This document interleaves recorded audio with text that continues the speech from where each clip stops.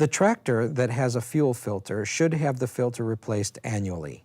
It can become clogged, restricting the flow of fuel.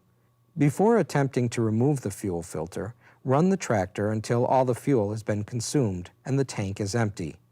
To begin, use pliers to release tension on the retention clamps and move the clamps away from the fuel filter. Remove the fuel filter from the fuel hoses. Caution: it is best to have a cloth in position for residual fuel that will be lost when the fuel filter is separated from the fuel hoses. Locate the arrow on the new fuel filter and install that end toward the engine carburetor.